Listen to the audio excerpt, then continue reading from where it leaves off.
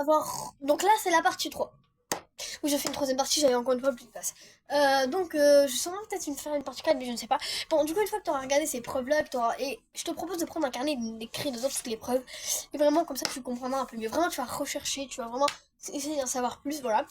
La troisième truc que je te propose, c'est de te renseigner sur la vie de Jésus. C'est-à-dire, tu peux te renseigner, tu peux savoir un peu tout ça. Vraiment, tu te renseignes sur la vie de Jésus, sur la vie des disciples, sur la vie je sais pas, de tous les personnages bibliques. Vraiment, tu vas essayer de te renseigner sur la Bible le plus possible. Et là, c'est là que tu vas vraiment commencer à rechercher Jésus réellement dans ton cœur. Et ça, ça fait qu'il va se laisser trouver par toi. Donc, une fois que tu auras fait ça, et que tu auras vraiment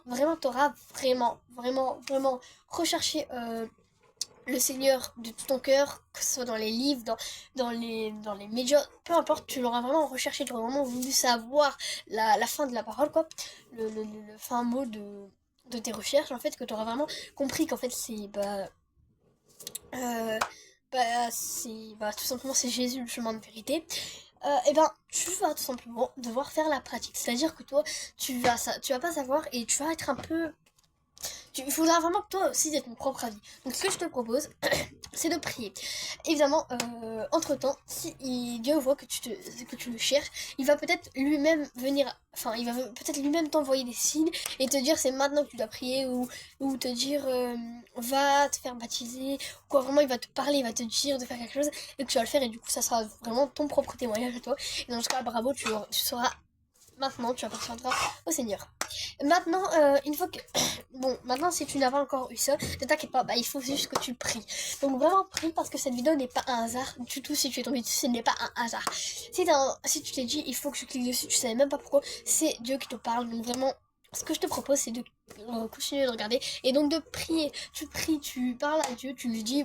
Bonjour Seigneur, je ne te connais pas réellement, j'aimerais apprendre à te connaître. Vraiment, tu lui parles parce que sache que Dieu est ton père et il va t'écouter. Donc vraiment prie et fais et toi-même prie avec ton cœur et parle-lui. Et ne sois pas timide parce que de toute façon il te connaît et il t'a toujours connu. Il t'a connu avant même que tu sois né, donc ne t'inquiète pas, il connaît tout ce que tu as fait, mais il faut quand même que tu lui parles, donc n'hésite pas à lui parler. D'ailleurs, c'est logique quand on est au début chrétien, on ne sait pas vraiment où on est. On ne sait pas vraiment comment faire ça, c'est quoi les péchés, voilà. Alors n'hésite pas à me poser des questions dans les commentaires, si tu veux j'y répondrai, parce que si tu veux tomber sur cette vidéo, encore une fois ce n'est pas un hasard. C'est la fin de la vidéo et j'espère que ça vous aura plu, et j'espère que vous, athées, ça vous aura vraiment aidé et que ça vous aura vraiment touché votre cœur, et que vous aurez pu du coup avec ça essayer de mettre en pratique donc ces conseils. Évidemment vous n'êtes pas obligé de mettre en pratique, c'est des conseils que je donne, mais vraiment si tu es tombé sur cette vidéo ce n'est pas un hasard. Voilà, donc sur ce je vous laisse et soyez bénis.